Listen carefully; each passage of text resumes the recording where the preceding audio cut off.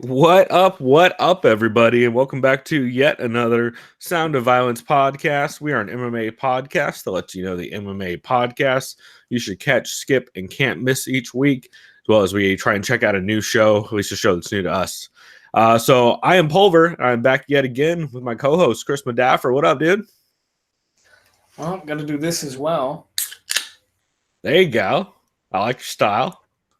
Oh yeah, proper introduction. Everything's been a little. I don't want to say the word chaotic, but it's one of those instances in life where someone tells you you have a job. Yes, we'd like you to work for us, and then they change their mind and then kind of ghost you. So it's been like a crazy.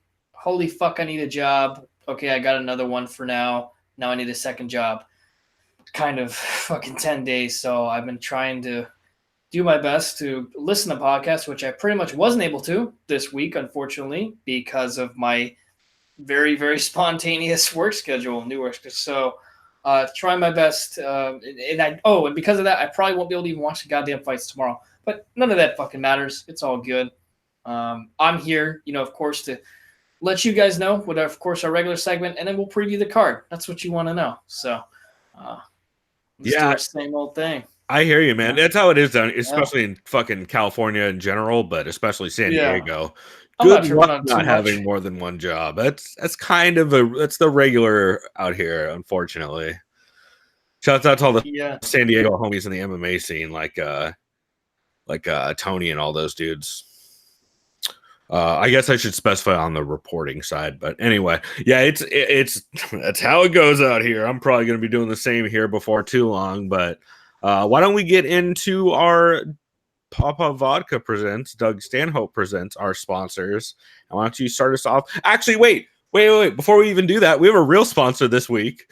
Our homie Gilbert Barone, the homie who I've known Jesus since at least middle school, I think.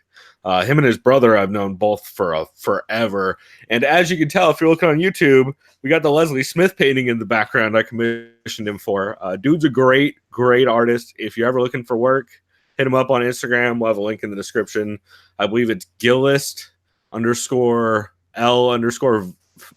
I'm going to sound like the whitest fucking person ever right now. I think it's Valle. It's VIE. I think it's like a play on words of like "c'est la vie."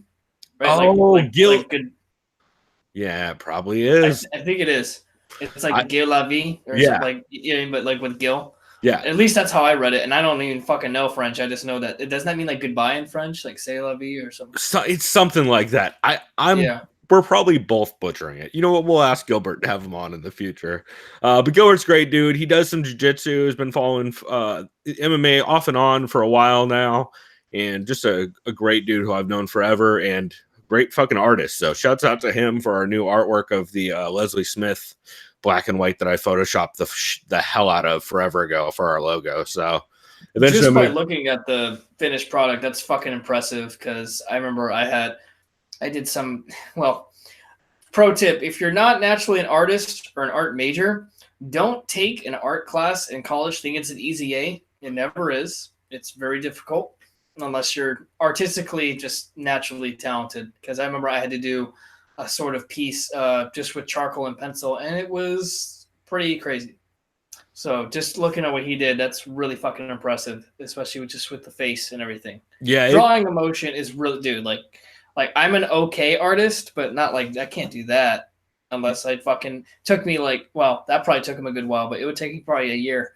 I think it might have taken him almost a year. It's definitely been a while, but it was also no rush and all that too. But yeah, he did a great fucking job. It actually looks better in person than it does on there. If you go to our Twitter, I'll end up tweeting out some higher res pictures of it, and if it's actually on his Instagram as well, you can kind of see the process of him going through it. But very cool. So I wanted to shout him out since he is an actual sponsor this week. But for our totally real, super not fake Papa Vodka presents, Doug Stanhope presents our sponsors. What you drinking on this week? So, I remember I've tried this brewery before at Beer Fest, Brew Fest in the past. It's the Dudes Brewing Company from LA County. Yep. Yeah, they've been around for a while. Yeah, this one's called California IPA. Oh, wow. I didn't know they were canning now. That makes sense, though. Yeah, something like that. And on the back, of course, for all the people who love the song California Love. Oh, shocker. By Tupac. Yeah, of course, From Diego to the Bay. That kind of thing. So it's pretty solid. Not bad. Nothing like amazing, but it's a very crushable beer, as the beer nerds call it. Nice. That's what's up. I've been kind of spoiled this week on beer. I ended up going to Stone on Wednesday for my birthday and had a goddamn blast as always. Tried all of the sours. They had like 8 sours on tap, and I tried every goddamn one of them. Some were delicious. Like oh god, what was the plum one? There was a plum sour that was made with like almost a stout. It was fucking delicious. I can't remember the name of it off the top of my head. If you look it up on their menu right now, it probably shows up, the Stone and Liberty Station. But that was amazing. And then I almost stayed for the show today. We had Crowler, which is like one of the little can growlers for those not in San Diego, I guess, because I don't know how prevalent that is outside of here. But we had a Crowler of the Tartistry peanut butter and jelly sour, which is fucking delicious. It's peanut butter and strawberry, and it basically tastes like a sandwich. It's fucking weird and tart, but very good. But I crushed that last night because I couldn't wait. That does sound really good. I'm always a huge fan of those really obscure, kind of odd sounding tasting beers. So yeah, same. Which I actually don't have the opposite of that this week. I am drinking what I would assume is probably a pod. I feel like I've heard them talk about it, but I am drinking a beer out of Big Sky Brewing, where if you don't know about Big Sky Brewing, they're located in Missoula, Montana. Yeah. Home of one co-main event podcast. I'm also drinking out of my Sweet 4 Brewers pineapple Brett mug, which I'm pretty happy about. Shouts out to their Patreon. But I am drinking the Space Goat Pale Ale, and I haven't had this before. Actually, the only beer I think I've had from Big Sky, that's probably not true. I've probably had something else. The only one I remember having, should have poured that on camera, is their Moose Drool, of course. Yep, It's like the go-to. Yeah. So I'm excited to see what their IPA is like. I think that's a regular pale. I've had that beer before. Oh, you're right. It is a pale. It's a really good. I like it a lot. Oh, yeah. That is a very refreshing Midwest pale ale. Yeah, I've had Space Goat. I remember I think I picked some up at a Keg & Bottle a couple months back. That makes sense. I feel like they've started getting much better distribution more recently. Because for the longest time, the only thing you would see down here is Moose Drool, which it's fine. It's an okay brown. No, it's better than Newcastle. But yeah, Newcastle's just basically let's just fucking pour a bunch of molasses and extract. Yeah, that's basically what I'm. And don't get me wrong, I'll have a Newcastle. It's fine. It's just very sweet and weird. Yeah. It's no Newcastle Werewolf. Remember that shit? I like that one. It was bad, Chris. It was not good. It did not hold up. Maybe, well, to be fair, I think the last time I tried that was probably like 7 years ago. I think I was like rightly turning 21, and then your palate is still fucking new. Yeah. Unless, yeah. Well, at least with like at least with beer that's not light beer. Right. You know, because when you're fucking teenager, you're just drinking shitty light beer. I mean, I was drinking Ballast Point Big Eye, but that's because I was an asshole. So. Well, in a good way. To be fair, they don't even fucking make Big Eye IPA anymore. So, and they're now owned by completely different people. So, what do I know? Cool, man. Yeah. Well, we will go ahead and jump into topic since I guess this isn't a beer podcast. Really could be. We're very close to it being a beer podcast. Pretty much. Yeah. It couldn't get much closer. We'll put it that way. But we will go ahead and jump into format. So, Chris, why don't you start us off with the MMA podcast you recommend people catch this week? So, since I had my little notice or caveat of I listened to everything in a rush, the one I liked the most was Fights Gone By with your boy Jack Slack. The one earlier in the week or the one that came out today? Fuck, was it talking about last week's fights or this weekend's fights? This weekend's. So that would be the one that dropped today, which was episode 136. a fat stack of bangers. I think that's what it was. Hey, shouts out to girlfriend Karen. She actually had bangers at Stone, so we're tying it all together, full circle. See that anytime just bangers and a beer, great combo. Especially with at Stone, you get that good mustard. And you got to get a pretzel, bro. Yeah, it's a fucking necessity right there. Anyways, yeah. See how we keep bringing it back to beer? Sorry, every time. We're not sorry. Really. Not sorry at all. If we were any more about beer, we'd be MMA on the rocks. Yeah. Or just call it like MMA Brews News, whatever, some clever, stupid bullshit. I'm almost positive that's already a show. Yeah. TJ Dillashaw has been officially dropped by Monster Energy. No surprise. I mean, I'm trying to think of past roid users who are still I don't know. I can't. Not Johnny Bunny Joni. Is Anderson Silva sponsored? I don't know. He's not. I don't know. Who cares? Speaking of which, this weekend, he thinks 237 is full of interesting fights at the beginning of the card, and then you go on to a full hour of misery, as he calls it, and then you get some good fights at the end. I haven't fully looked at. So like every UFC card lately, at least every UFC card since the pay-per-view has been on ESPN Plus, right? Yeah, that whole debacle. And by the way, a lot of podcasts talk about that, and I will only be brief about that because it's pretty obvious as to why that's a thing. Jack says it's a weird and awkward time to see BJ Penn fighting. Yeah, no shit, considering all the allegations said forth by his wife or ex-wife. I don't know what the situation is right now. Wife, I believe. Baby mama for sure. There was one other podcast that talked about his heavy use of cocaine and then him wanting his friends to sleep with his wife. That dude has a lot of issues, so I don't want to get into that. I disagree with what his bar reputation, we'll say, and his use of cocaine reputation has been around. I heard that from, actually, I'll go ahead and out her. I heard that from my girlfriend's mother who met BJ Penn at a bar. So, then, okay, yeah, there you have it. So, full circle. He said Betch Kohea, he does a bit about Betch Kohea.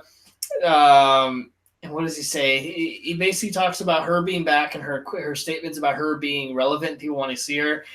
And I can't do the way he sang it, but he's like, the only reason Betch Kohea is back is I want to see her back that ass up or something like that. And he just it's just the funniest shit ever. That checks out. The way he does it. Yeah, but he just committed to that bit. It was fucking great. He so classically is the straight man that whenever he gets goofy, it's a lot of fun. It's kind of like Phil McKenzie's the same way. That was funny. And of course, when I saw the news that she weighed in today, 141, 5.5 pounds over the limit. Yeah, she weighed in thick for a 35. 4.5 pounds, basically 5. Yeah. Everyone's of course said, the comments, too much junk in the trunk, just the kind of what you expect people to say on Reddit, anywhere in general. YouTube's worse, by the way. YouTube's always worse. Well, the worst is 4chan, but 4chan is 4chan is just pedophiles at this point, right? That's how that works.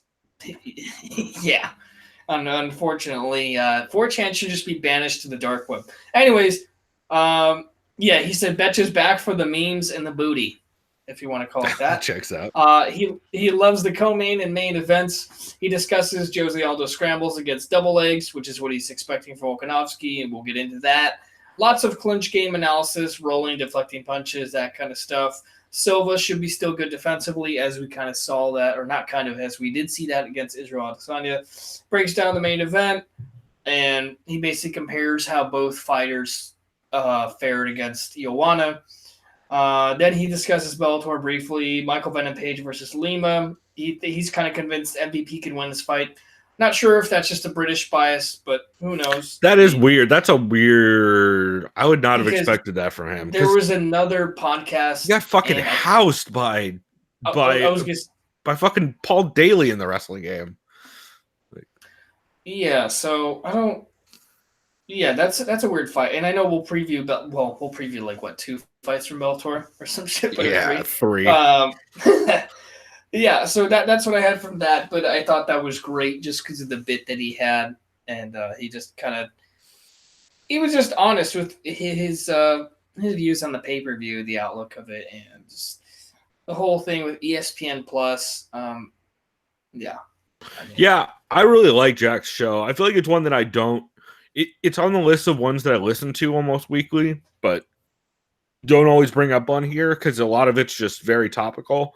But yeah, I always enjoy that show, and he's a clever, cheeky little man. Yeah, that dude's fucking hilarious. Cool, man. Well, I will go ahead and jump into my catch for this week, which is the return of the Writer and the Fighter, episode 30.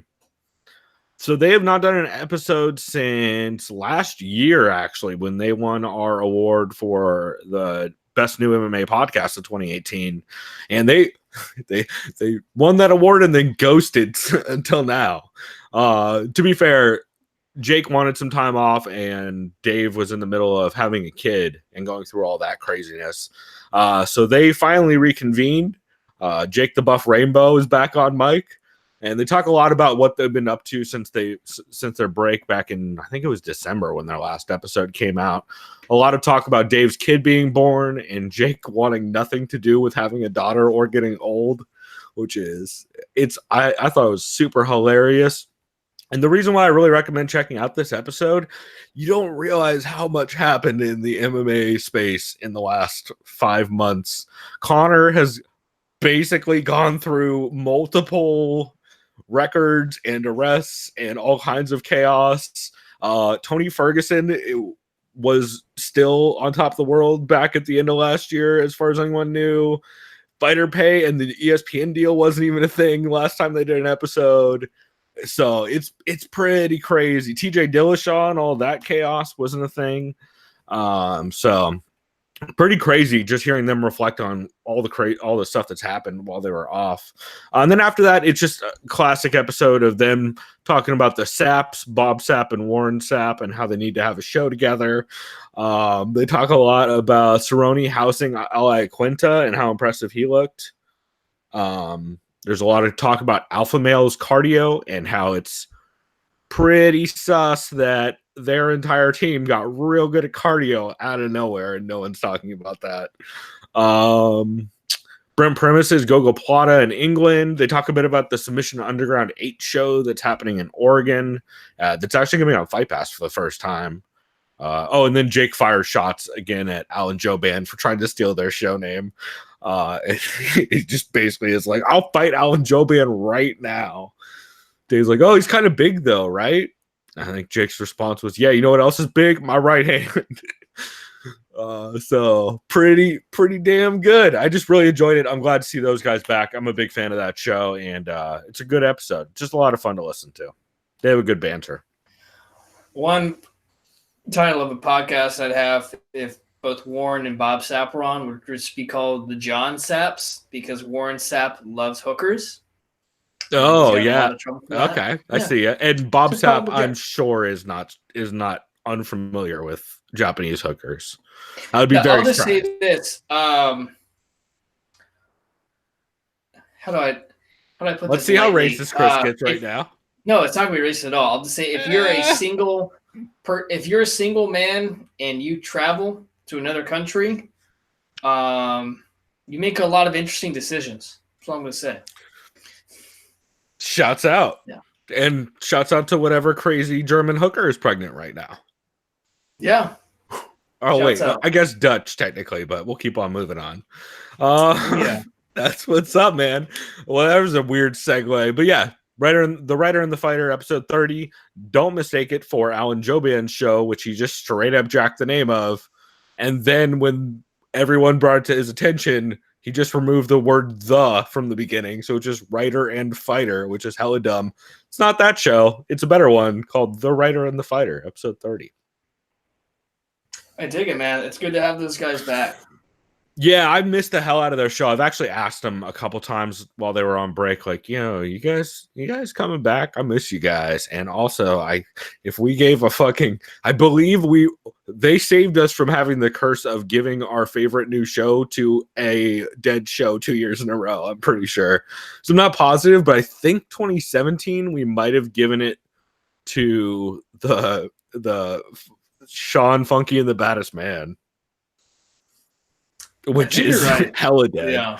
I think we might, if we didn't, it would have been that, except for it was in the process of dying. So, yeah, I'm glad they're back, and I'm definitely gonna be a regular listener going forward, as always.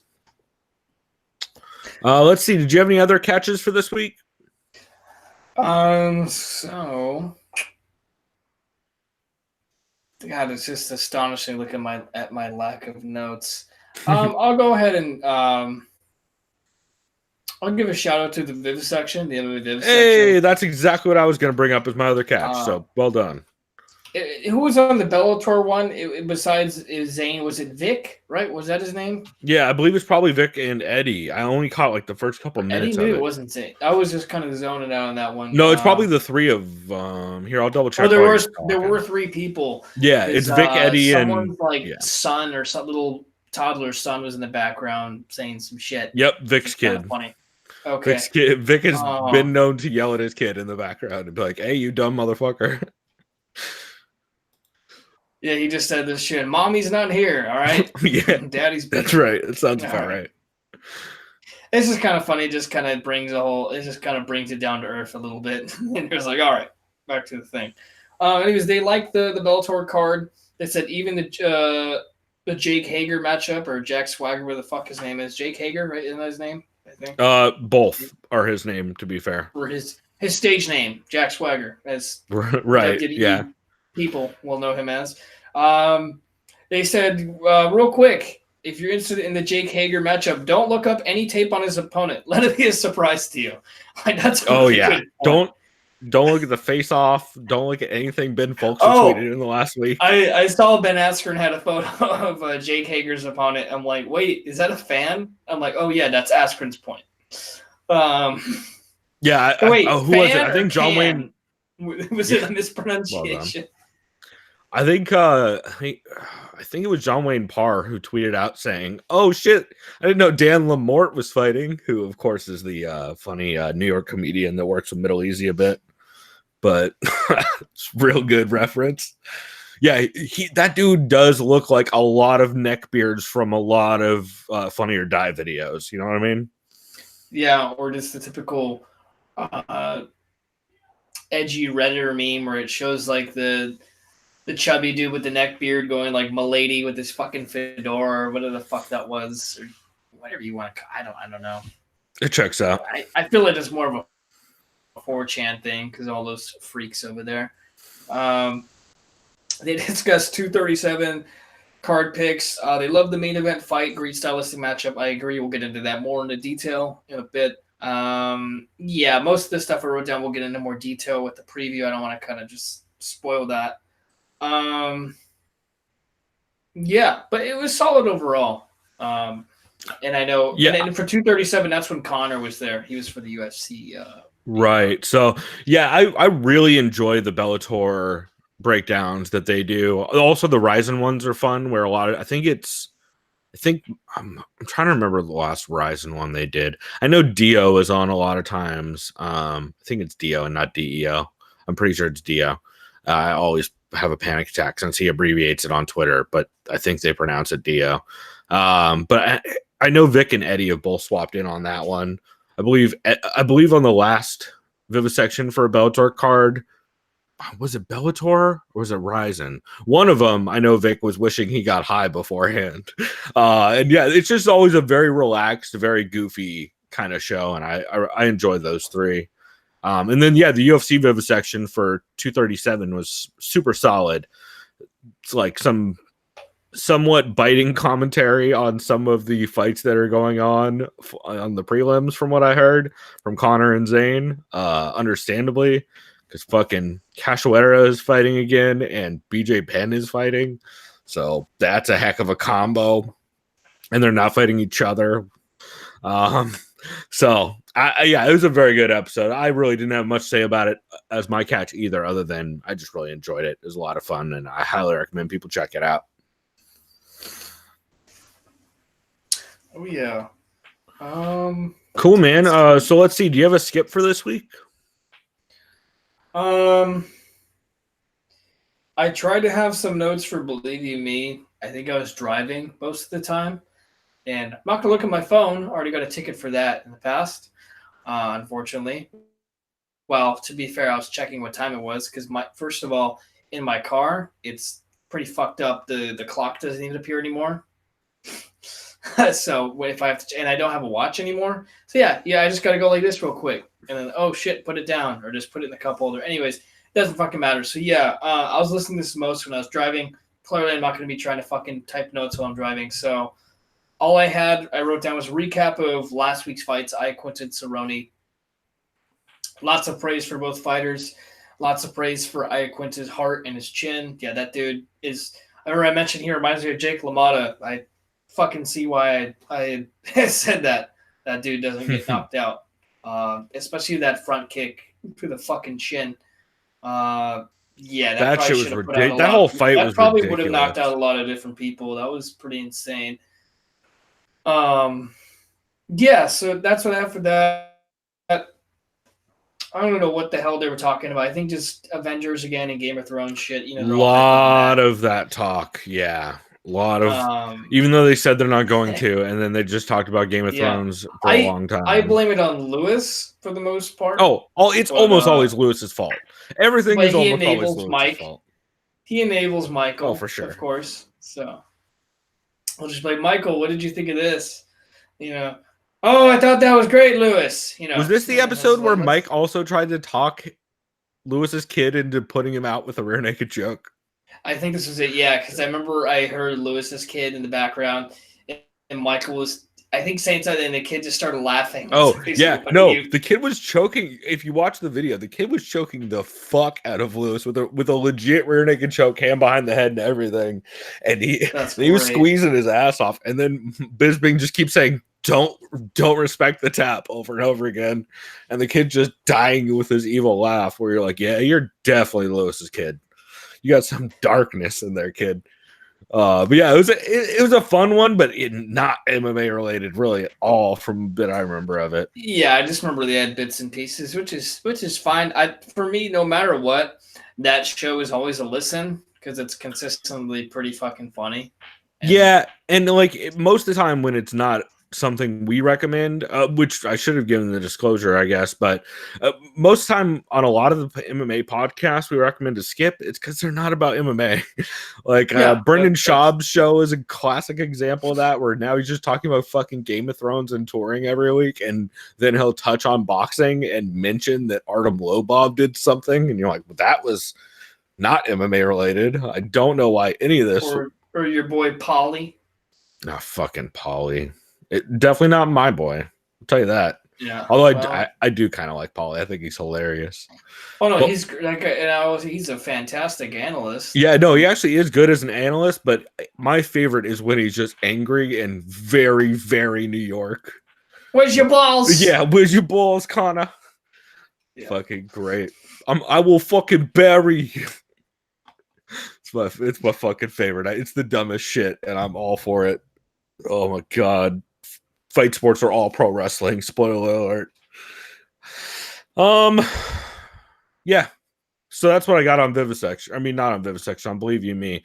I can totally see how it's a skip. So for this week, I actually don't have a skip. I had, like I said, I went to Stone on Wednesday, which kind of was since I took the day off. So that kind of shot all MMA podcast listening on Wednesday for me.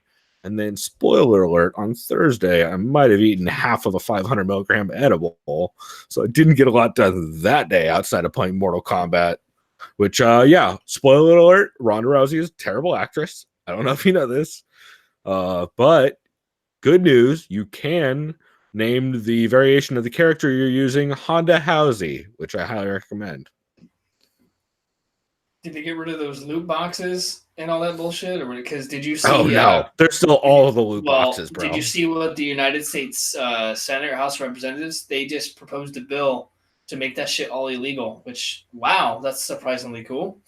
It is cool, except that just means that you're going to start having to pay flat rates for them instead of being able to randomly drive. And I know there's going to be another, and it's one of those things where at least it's not kind of like just pushed, like advertised. So it's just like either you buy it or you don't, and I get that. And it's just, I just hope it means that, and I don't even know what pre-ordering means anymore. Whether it's for a movie, because that's a thing, and you can pre-order for a film or a video game, as long as they don't kind of just say, "Oh, pre-order the whatever edition," right? And it just means, "Oh, you'll get all this in-game content, but it's only half done." Let's push some loot boxes to. So who fucking knows what that shit's all going to be about? But that's kind of interesting. But yeah, I definitely got to check that shit out. Yeah, pro tip: never pre-order anything ever. Sorry, my mic stand is like fucking. And if you played any of the South right Park games, if you played any of the South Park games, Cartman literally breaks the fourth wall and said, "Don't pre-order the game. Not even this one. You basically just have their dick in your mouth."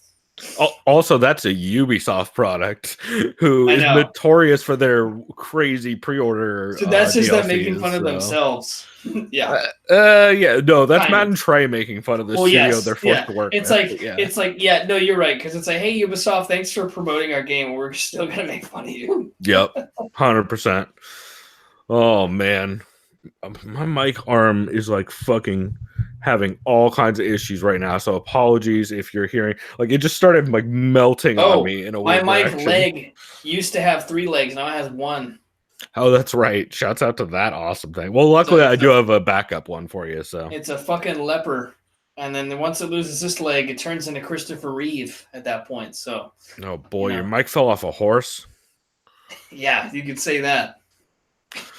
Oh man, well we're really going places this week. Cool. So did you have a can't miss episode? It's just kind of like an eeny meeny miny mo kind of thing. So yep. I think I'll say A-side live chat, because I know I mentioned a lot of podcasts mentioned the whole ESPN Plus buy rate debacle, and they kind of went into that specifically, and I thought it was pretty interesting. They talked about buy estimates, pay-per-view draws. That part of it was well done. I mean, they talked about how 236, you had 2 amazing fights, Gastelum and Adesanya,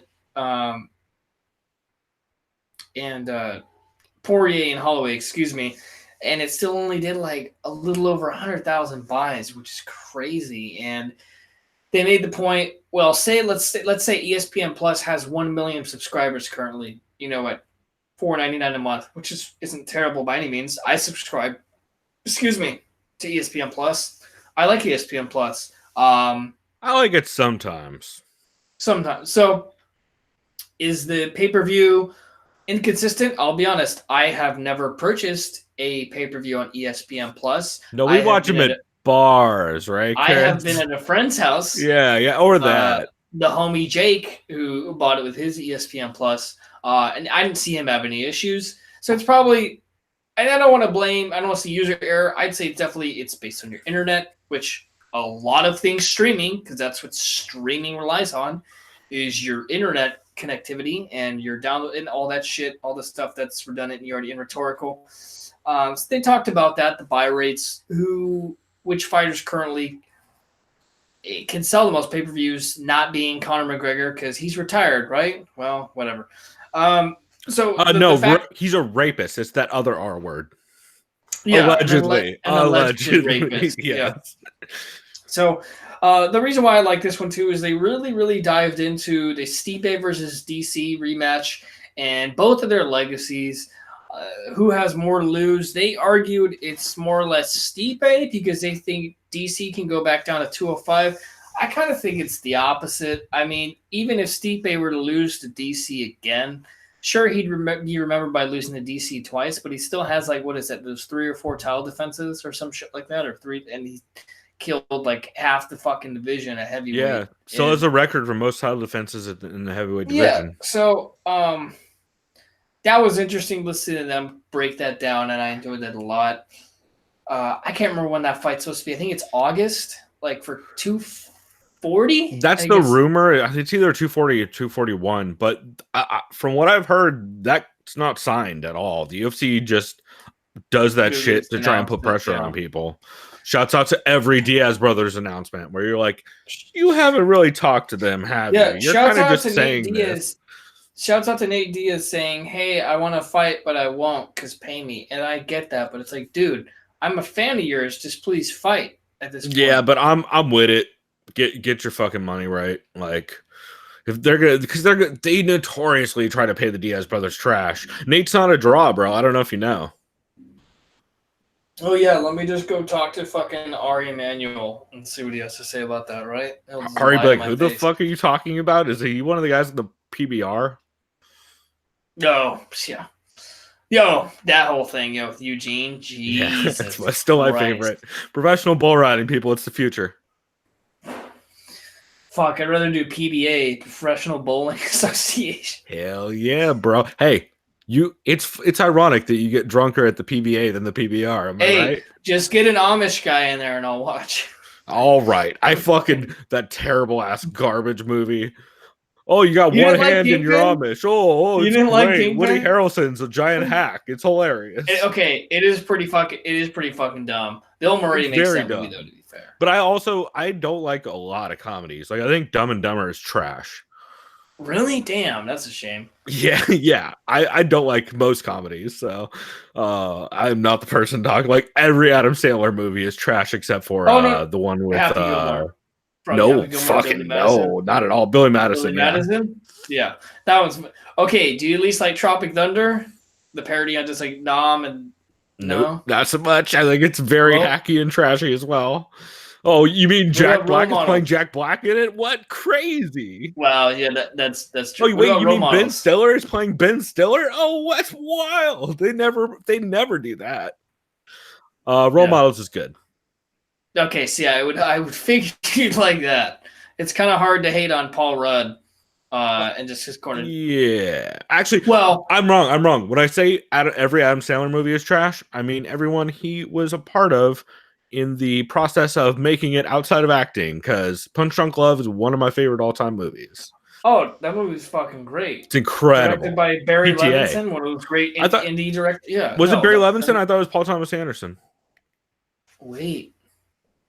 You might be right. I'll have to look that up. It's one of those two. I'm pretty sure. I love PTA. Yeah, I just remember that movie because of fucking Philip Seymour Hoffman, rest in peace. One of my favorite fucking actors of all time. Him and Jim Belushi. Steve Buscemi. Little bit of a difference between those two. Yeah, man, my favorite movie according to Jim.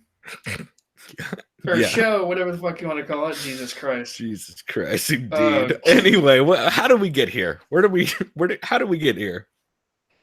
I have no clue. And you were right. It is Paul Thomas Anderson. I love PTA. Great fucking director. PTA is a fantastic director. One of the better ones out there. Shouts out to There Will Be Blood. Yeah. I'll drink I'll drink your milkshake. Yeah, and of course Boogie Nights with Marky Mark. So fucking great, one of the greatest movies of all time. Yeah, that movie is, and so many, whatever. We're not a movie podcast. I wanted to start. Go listen to the Film Vault. Fucking movie guy. Yeah, go listen to the Film Vault. That's what I'd say. Where the fuck were we? I have no idea. I took us all the way off the rails with the fucking reference. Yeah, I talked about DC. I was about to say Deep A and fucking SC. Like, I'm just going dyslexic now. See, I can't even fucking talk. We're off the rails. Jesus Christ! It's like you and I are both going full Jordan Brain this week. Yeah, something, man. Yeah, that was my, I guess, pseudo can't miss. The A side. Oh yeah, so I didn't even mention it since I immediately dragged us way off topic. Alexander K. Lee was the guest, right? I believe so. Yeah, who I follow on Twitter and who's great on Twitter, but I haven't heard him in heard him in some like small segment stuff that they do for MMA fighting, some like quick recap videos with Sean Al-Shadi and some of those guys, but it's cool to hear him in more of a long form format. I hope we hear more of that going forward. I like that. Like that guy quite a bit. Yeah, I mean, it was solid. I know they're kind of just featuring other. They're just kind of bringing in other guests. Yeah, they're just They're rotating. Yep, they need to get Casey in there, EKC on Twitter, and really let the fucking just flame wars go on between him and Sean Al-Shadi, as far as I'm concerned. That or more Esther. Esther Lynn's fucking great. Although I think they're on their honeymoon right now, so that explains why neither of them are on this week. I heard about that too. Congratulations. Yeah, with their goofy ass wedding with the belts and all that shit. To that news. So yeah. So I actually don't have a can't miss this week. Everything was good. Nothing was can't missable. If you're really into picking fights, I would say that the vivisection could be can't miss. I could just throw. You know what? Fuck it. I'm just gonna randomly choose this as my can't miss because I really liked it, and I hope there's more of this in the future. Beatdown After the Bell for the Invicta Rising series, I think is what they're technically calling it. TJ DeSantis had Angela Hill on to talk about it, and it was fucking great. that's awesome. Yeah, it's cool. You don't hear Angie do long form podcasts that often, and when she do, she fucking crushes it. But especially you don't hear her do the few podcasts and stuff I have heard her on. A lot of times it ends up talking a lot more about like video games and cosplay and that kind of stuff, which I enjoy the hell out of. Like her conversations that she had with I believe with Danielle Riendo over at Waypoint for Vice. I believe they were the one. I believe she was the one that did the big article on Angie a while back and the video and all that. But it's very cool to hear Angie talk in depth about not only Invicta, a place where she fought and kind of made her return to the UFC, was a former champion, but also just on one night tournaments and how she was fucking down. She's like, they were doing one night tournaments when I was there. I would 100% be in that. So it's just very cool to hear her talk about that, and it sounds like TJ is going to try and get her on for more in the future. So I'm very excited for that. I think she could be a great addition to the MMA podcast world, even just outside of Two Straws, which I wish they did more Two Straws, man. I miss Two Straws. Yeah, did they kind of take a hiatus on that or something? Yeah, they took a hiatus because they both were getting a bunch of fights, and Jessica, of course, has had the injury stuff. Plus, I believe Jessica Penne is now going to start, or I believe she might have already been commentating for CFFC. Oh, cool. That's awesome. Yeah, I believe the new commentary lineup is her, John Morgan, and CM Punk, which is weird, but I don't hate it. I like it. And I didn't realize Angie Hill is already fighting again. So, yeah, Yan Jian. She's stepping in on late notice because was it Chanan Yan? Yeah, is that her name? Yan Shonan or some combination of those sounds. Yeah, something like that. Yeah, I know I'm gonna butcher it every time. Even if I was looking at it, I'd still probably butcher it. Dude, even if I knew Mandarin, I'd probably still fucking butcher it. That's fair. That's pretty fair. So yeah, I believe she's stepping in for, was it Felice Herrig that got injured? Somebody blew out an ACL. Yes, I think it was Felice Herrig. I think so. So that'll be an interesting fight. That's another very quick, like 4 or 5 week turnaround for her. So because that fight's in the, I think, beginning of June. So should be interesting. But it was very cool hearing her on there, and I hope we hear more of that stuff going forward because big old Angie Hill mark. Yeah, as am I. As are most people. I know Jeff Sherwood is out there standing for like we are. So just not Reddit, unfortunately. But well, Reddit has very weird, eclectic, snarky taste. However, Reddit is kind of more snarky. How would I describe them? They're Lily White. They're basically when someone yells out in like the mountainside, and then the echo comes back and you hear it. So just their views are always literally just going back and forth. I don't know how to describe it's like it. Reddit's like rebound effect. Right. Like Reddit's like if you yell out into the ether and then the ether yells back something snarky, but in the same words you used. We're like, oh, great. This is how we're going to communicate on here, guys. For example, everyone was all about TJ Dillashaw. Oh, he's the GOAT bantamweight. He's unstoppable, and then he gets starched by Cejudo. Oh, it's fine because of the weight cut, and then he's on roids. Oh, he's a fucking snake the whole time. Connor was right. Blah blah blah. Training left. Why do you think Cub left? Why? Because I think Cub's in San Diego now. At least I saw in his fight. Really? I think it says he's fighting out of San Diego. Weird. I wonder what gym. I don't know either, but I'm pretty sure he moved down here. Interesting. Because I don't think he's working with Alliance. I don't know. Maybe. I'm gonna find that out. Maybe. I mean, the two big gyms down here that you'd figure he'd be working with is Alliance or fucking whatever they call the combination of Combat Arena and he's too big for Team Hurricane Awesome. Yeah, I don't know. I might have been tripping. It could have been like San Dimas or some shit, but I don't even know what Yeah, the fuck and also who knows with like he's very. I mean, he literally has SoCal tattooed on him, so he is. I know he was in Palm Springs for a while. Like, it wouldn't surprise me if he is down here. So I'm gonna have to look into that. Yeah, me too. That's interesting. I'll have to keep an eye on that. I like Cub. He's a good dude, and that he did not win that fight. I don't know what the fuck that judge was thinking, but game as hell and a interesting dude. Who won the decision? Was it Burgos or I missed that fight? Burgos won the fuck out of the decision despite it being split with one idiot judge giving it 30-27 to Cub. Because I can't remember. Bro. I think I was at work and I had it on my phone. And yeah, every time I'd look, Burgos was just piecing the fuck up, at least in like the clinch or in the pocket. Yeah, Burgos was clearly outlanding him. And like Cub was having moments, but Burgos was just the volume was a problem.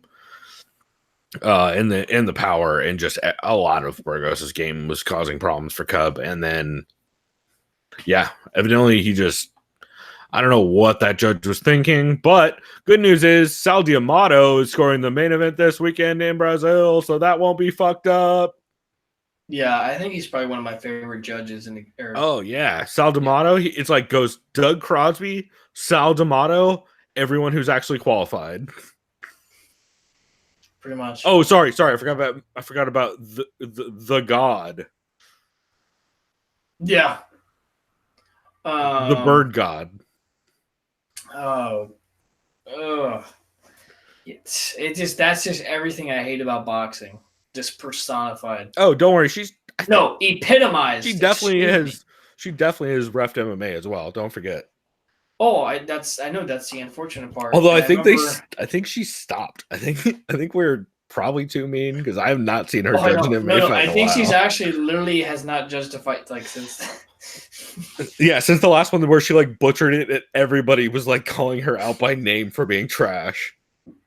Yeah. Go figure. It stops her. Doesn't stop Doug Crosby, who got called out this week for telling jokes to a cameraman on a podcast while he was supposed to be reffing or judging a fight.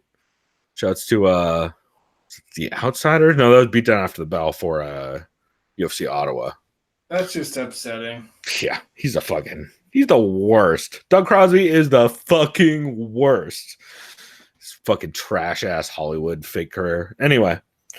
All right, let's keep on moving on before I just shit on Doug Crosby for the next hour. Oh, man, I'd love to though.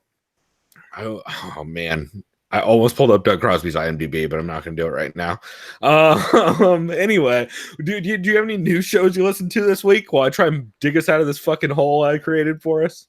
No, dude, I don't got shit. So I actually have two new shows this week, both of which were about 20 minutes apiece. One of which, spoiler alert, is straight up UFC sponsored content. By the way, I'm pouring another beer in my sweet Four Brewers glass. Go check out Four Brewers on Patreon or their podcast. It is a cool Southern California beer podcast that I've followed for 10 fucking years. So the first new show I listened to was UFC On the Line, which is a show that is on Fight Pass. Brendan Fitzgerald and Johnny the Greek host the show. Tyron was on this one as well. And then they have cool. And they have the odds maker at Station Casinos on also, it's a weird group of characters. Johnny the Greek, of course, is some fucking handicapper out there who people probably know the name of, but I don't follow handicappers really. Brendan Fitzgerald, you guys know from UFC broadcasts and from his new podcast that we talked about last week, Fitz and a Fighter, and the Station Casino guys. And then Tyron was on. It's mostly just all betting focused. It's very like fucking ESPN Fox stylized type of talking heads show with a lot of graphics and not a lot of content. It's not bad. I mean, that's not true. It's not good, but it's not like the worst. It's it's fine. It's mostly all about betting lines. Talk a lot about the main event and Brazilian judging and how that could affect it and how that could affect the betting line. That's actually where I heard about Saul D'Amato being a judge in the main event, which is very funny that the UFC a UFC show is calling out Saul D'Amato for being a trash judge prior to his trash judging that is bound to happen. And then they do 2 segments towards the end. They do shop for props, which is where they take a look at some of the prop lines and which ones they want to play, and what they would bet on them. And then they do bet 'em, which is where they pick specific bets and what they would lay down. They have like a running total of what each would have made. It's fine. They do it only for pay-per-views. It looks like it's very generic, but it's fine. Like, it's totally okay. You get to hear Tyron do Tyron type. It basically feels like a Fox show. And that's not necessarily a bad thing. No, it's not a great podcast. Yeah, it's just kind of probably, would you just call it generic? Yeah, it's very generic, and also I guess technically it's not even a podcast if we're being real, because since it's only on UFC Fight Pass and only in video format. But I'm calling it a podcast because I wanted to talk about how it's underwhelming. But if you do want a show that is good at taking a look at betting lines, Half the Battle is really good, and of course, Dan Tom right? Protecting Neck podcast is probably my go-to. Vivisection, of course, also does a little bit of a look at betting and talk more about lines than they do about specific bets, but those are all worth checking out. And then speaking of betting podcasts, the other new show I listened to this week was the prelim primer for UFC 237, which was the premiere episode from Daniel Vreeland, who does Top Turtle MMA. He's doing a new show where they specifically take a look at the prelims, and he had on Benjamin Abrigo from Combat Docket, who they do a lot of podcasting stuff together. Benjamin's has been on a bunch of shows, and I know Daniel is on. He does Top Turtle, but he also does a handful of other shows, I believe, with that network or whatever you want to call it. But yeah, it's pretty interesting show. There's 3 rounds, and he starts a clock for each round, and basically goes through the prelims, talk about some fights that they're interested in, some of the betting lines. It's basically it's a lot like the Vivisection, but if you were to cut it down into like 25 minutes. Okay. So it's just like a brief preview of, hey, here's 2 matchups that it's essentially designed for people who aren't ultra familiar with the prelims, and it's a good like stepping in point. Like if you go right into the Vivisection from never watching prelim fights to the Vivisection, that they're just gonna be rattling off 1,400 names you've never heard of, and it's probably gonna get real overwhelming real quick. But if you're looking to kind of get some info about new up-and-comers and you only want to spend 20, 30 minutes on listening to just kind of some people you should maybe keep an eye on, it's pretty good. I would say it's a pretty good way to go about that. So, I mean, it's also be interesting to see how that show evolves over time and how it looks for stronger cards, because some of these prelims were, we'll get to it later, but some of these prelim fights are, there's not a lot of names on the prelims in Brazil. We'll say that. Or if there are names, it's very depressing or fucked up matchups. So are you saying that they pulled some people off the streets from the favelas? Said, hey man, you want to make 6-6? I mean, yes, they pulled Priscilla Cachoeira off the streets for the 3rd time in her UFC run, and are for some reason still giving her fucking fights just so they can try and validate whatever weird obsession they have with Valentina. Because checks out. They're like, well, if we just cut her immediately after she gets housed by Valentina, that looks bad. Oh shit, she got beat up on the feet a lot by Molly McCann, except for one hook that she landed. Oh god, let's give her this newcomer from the Brazil series, and in what is bound to be a rough fight to get through. So basically, if she wasn't wearing Brazilian colors, she should wear red because she's a can of Campbell's. I see what you did there. I'm not going to acknowledge it, but I see it. Yeah.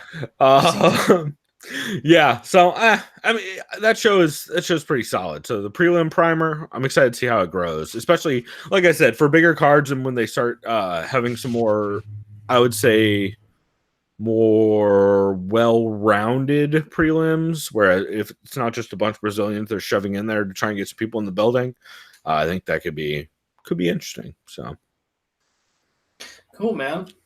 sweet. Do you have any well-rounded episodes you wanted to touch on briefly? Oh, I should actually intro that the right way. Do you have any shouts out to the Co-Main Event podcast? Do you have any podcasts for the well-rounded fight fan that are not MMA related? So besides Bill Burr and him bragging about how good Boston sports were, Billy fucking Bud, dude. Yep, Billy Freckles. I did watch some of Zane Lamprey's Zane's World, or like four sheets. Oh wow, you watch Four Sheets? A little bit of it, yeah, because I was showing I don't want to say customer, a guest at the bar. They had mentioned, oh, have you ever like watched like those traveling shows where it's like families? I'm like, hey, did you ever watch Three Sheets back in the day? And he told me, I think I recall it, and I showed him. It's like, oh, I know who that guy is. So I was showing him Four Sheets, and I was kind of showing him Zane's World, right? Yeah, the podcast. Yep, I didn't listen or see a whole episode, but I was just basically showing him like stuff I remember that you had mentioned to me. So that's my shout out. That's what's up. I'm always listening to fucking Bill Burr every week, of course. Yeah. So Zane actually this week, I believe, here, let me look at my phone since I haven't gotten to the episode yet. Yeah, they had Maui Brewing Company's Garrett Marrero on, who's like an old buddy of Zane's and who always sponsors Zane, everything Zane does. And that's why you always see him drinking Maui beers, which, by the way, if you guys have not had Maui Brewing Company, make fucking great beers. Their Big Swell IPA and their Coconut Porter are like fucking amazing. They're very good. Oh, I've had the Coconut Porter. Oh, also the Sunset Blonde Lager is also pretty decent, and that one gets a decent amount of play. But yeah, their Coconut Porter is like their go-to, and that shit is fire. Yeah, I'm pretty sure I've had that one, because are they pretty much like direct competitors to Kona? Not that they need to be. Or... I mean, yes and no. There's not like Kona is owned by somebody. I don't remember if it's Budweiser. I think it's Budweiser. Let me look this up. I think it was my dad or someone else sent me. Fuck, what was it? Something big brewery news. God damn it. Someone just got absolved or some shit. It was Dogfish Head, I think, got bought by someone today. Oh, really? Yeah. That shit. Really? That can't be right. Because those motherfuckers were they literally made documentaries about craft brewing. Okay, what's it say? Boston Beer Company, the business that makes Sam Adams is acquiring Dogfish Head Brewery. Oh, that's fine. That's fine. Yeah, I'm way more okay with that. Yeah, no, it's fine because they're essentially still kind of craft brewery. Right. They're like just So okay, sorry, I didn't mean to give you a little scare, but okay. No, that Sam Adams buying somebody is like, yeah, that I could see. Yeah, that it says the merger better positions Dogfish Head, and they're in quotes. This merger better positions Dogfish Head and our coworkers to continue growing within this definition for many years to come. Dogfish Head founder Sam Caglione, an Italian, of course, said in the statement. Yeah, that's good for them. If you're gonna, if a New England, brewery's gonna merge with anyone, it probably should be another New England-based fucking brewery. And Sam Adams is solid, especially the biggest one outside of Yuenglings, I think. Yeah. So, and it's like Ballast Point. Take note. You should be more like Sam Adams. Right. But it's too late for that. Right. Oh, also, I should clarify. Technically, Kona is not owned by Budweiser. However, Kona is owned by the Craft Brew Alliance, which has 32.2% of the business owned by Budweiser. So, yeah. Yeah, what are you gonna do? Yeah. Everything in beer goes back to the big companies. Shouts out to fucking everything Ballast Point has ever made. Anyway, we'll keep on moving on. Let's see. So, well-rounded podcast. I wanted to shout out Kill Tony episode 341 and 342. Both took place in La Jolla. If you guys don't know, that's Kill Tony. That's Tony Hinchcliffe's podcast where he and Brian Redband go to a city and basically pull a bucket out, and young comics or random fans in the audience put their name in a hat. If your name gets pulled, you do 1 minute at a time, and then they trash you mercilessly. Unless you're good, which that's like 1 in fucking 10. That's way less than 1 in 10.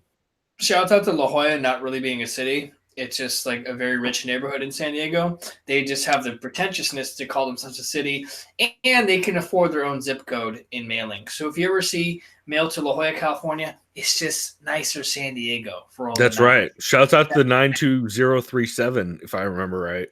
Because think about this, and I've told someone argued with him, like, listen, I'm like, does La Jolla have a city council? Look it up. No, they don't. All right, shut the fuck up. No, but they own most of the council members.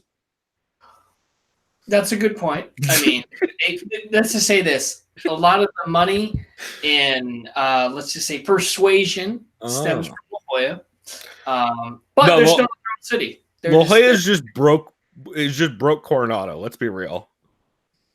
Yes, because see, Coronado is if La Jolla had even more money, and then and they could wall themselves off in the case of emergency. Yes, with a giant fucking bridge. That's right. Shouts out to the fucking presidents with property. Anyway, this is so local. Navy SEALs, yeah, and they have the Navy SEAls. Oh yeah. So there you go. This is all very San Diego. If you don't live in San Diego, this is all very confusing, I'm sure. But yeah. So that's the thing. To be fair, there's a lot of good jokes about La Jolla if you're into those. Also, a lot of the doormen who work the comedy store down there go up. So it was cool. I actually know about Kim Congdon, the comedian, who is also known for letting Louis J. Gomez put his dick inside of her. I actually saw her first show that she did outside of LA, or her first like touring gig that she did with Sam Tripoli at the La Jolla Comedy Store. Way back in the day because of Kill Tony, so full circle. And then the other well-rounded show I did was the Cigar Authority. Sorry, I always screw it up because I'm used to it being pronounced in an extremely New England accent. The Cigar Authority. They did the Barry Show where the drunk guy got to host a full episode and basically run things. And it caused the other guy who constantly makes fun of the drunk guy to drink way too heavily since he was supposed to be playing the drunk guy. Dude pounded like 2/3 of a bottle of rum and then got real hammered, ended up with no clothes on. It is a fucked up show, but it's very funny. So if you want to hear a bunch of stuck up old white dudes talk about cigars while one of them gets progressively more hammered and goofy as hell, that is the one to check out. That sounds like something Bill Burr would be on. No, but his good buddy, fucking Bobby Kelly, dude. Bobby Kelly's been on, so. Or what is it, James Varsy or Jim Varsy, or what's his name? The other guy. Oh, Varsy. Varsy, yeah, I think he's the other guy. I'm saying that wrong. Varsy. No, it's Varsy. Something like that. I'm saying it wrong. I can hear that I'm saying it wrong. I just can't remember what it actually is. Anyway, you know what we're talking about. Yeah, so that's what I had for well-rounded shows. They're both very goofy and pretty drunk and debaucherous, but that's how I do. Let's see. Do you have any other not well-rounded? Do you have any other MMA podcasts you wanted to give a brief shout out to for an honorable mention? I will try my best. I will mention. You know what? I did have a skip. Actually, it wasn't. Believe you me. Sorry, Michael or I apologize. You know what? It's BYM is still a skip. Fuck it. I'll make it a skip. Okay, so that's a half skip. This one's a full-on skip. This one it got sumoed into being a skip. Yeah, I got sumoed by this episode. It was You're Welcome with Chael. All he talks about is Brock Lesnar and how he escaped USADA by retiring. He talks about conspiracy theories against Brock. And ads galore. I got about halfway, and fucking podcast one. Yeah. Yeah, that's it. And then honorable mention has to go to Heavy Hands. Other than that, Yeah, Heavy Hands was good this week. I mean, as always, nothing like stood out as particularly can't missable about it, but I really enjoyed it. but yeah, that was it. That was my full on skip. Sweet, yeah, To jail. understandably. What's not him? It's podcast one.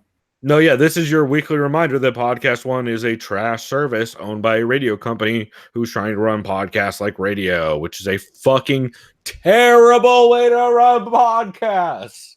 Good God. Fucking everything wrong with radio. It's like they just shove all the ads in, no actual intros to the commercials. Just fucking everything's pre-recorded, everything's hot garbage. Jesus Christ. Anyway, I'm gonna move on. If I Did It this week was pretty good. Yep. Which they talked about why is DC jonesing for a Bones beatdown. They also talk about the UFC pay-per-view model basically breaking matchmaking as a whole. So that was interesting. Submission Radio episode 237 was solid. They're back from the holidays. They had Aaron Bronstetter on to recap UFC Ottawa and talk a bit about his 237 picks. And then they talked to John Morgan, who that's where I heard about him commentating CFFC, as well as he talks a bit about the Brazil card. And yeah, that's all they had for that one. MMA on the Rocks episode 139. It was recorded on Cinco de Mayo. Shouts out to Bill Welker, who uses the phrase, "I've got Tecate on ice in the fridge. Don't bring any Corona over to my house or get that shit out of my face," which I fucks with. Also, Bill's got a sweet tip for drinking Tecate with lime, which I don't approve of. Drink Tecate without lime like a goddamn adult. However, I respect the way he did it because it uses 0 utensils. MMA Roadshow episode 215. John Morgan is solo in Vegas. He did an interview with pre-taped interview with AJ McKee. He plays a segment from Submission Radio, and there's an interview with Fernanda Proches interviewing Clay Guida, which big Fernanda Proches fan. I love her. I wish she would do more podcasts. I wish her and another I don't know, I don't know who would be a good co-host with her, but I wish she would do a show with somebody. I think it'd be really fucking fun. She's great on podcasts, and I like her in podcasts more than I like her in interviews, and she's amazing on Twitter, as long as you're not super triggered by stuff. Beatdown after the bell for UFC Ottawa was solid. That's where I mentioned that Jeff Sherwood and TJ talk about fucking Doug Crosby telling jokes instead of scoring fights. Care Don't Care UFC 237 was solid. That's about it. CME episode 353 was real good. I appreciated Chad calling Ben the Joe Cocker of MMA podcasting. Really liked that reference. And it was fun hearing them talk about how Cerrone's baby mama is evidently a doctor. It's pretty crazy. UFC roundtable the between rounds roundtable for UFC 237 and Bellator 221 had Jack Encarnacio, Josh Gross, Jeff Sherwood, and Steve Juan on. That was solid. And then two that I have not had a chance to listen to yet, but are on my list, and I wanted to at least give them a mention, is MMA Junkie Radio episode 2915, which had Eve Edwards and Richard Hunter. That's a great couple of guests, and I just didn't have time to get to it, but I'm still going to listen to it this weekend. So that's probably a good episode if I had to guess, as long as George doesn't talk about getting his $100 back from a valet for fucking 40. Oh, yeah, that whole. Yeah, wow. He was like 80% of that episode. So hopefully he doesn't do that again. And then Claps MMA is back. However, it's part 1 of the Pride Total Elimination 2003 tournament, which is dope, but it's Todd Martin and not Jordan Breen. So, and I also noticed for Between Rounds that there was no part 2 for the last episode of Between Rounds for whatever card they were going to do. I wonder if Breen breened another episode and TJ didn't put it out, and that's why Todd Martin's on this one. As you guys have heard, I have breened an episode, so I'm no shade thrown. I know how it goes. Sometimes you don't eat before you start drinking heavily, and it gets to you. But yeah, I've had nightmare situations because of that. Yeah, I've had nightmare situations on this podcast, which you guys can go back and watch. You want to hear me slur and get drunkenly, aggressively angry about bad fights? That's an option. You can do that. It's only a couple episodes ago. Yeah, you've seen me. Well, you've seen me do it as well. I don't know about the angry part, but you've seen me get too high where I keep losing my train of thought. That's the thing.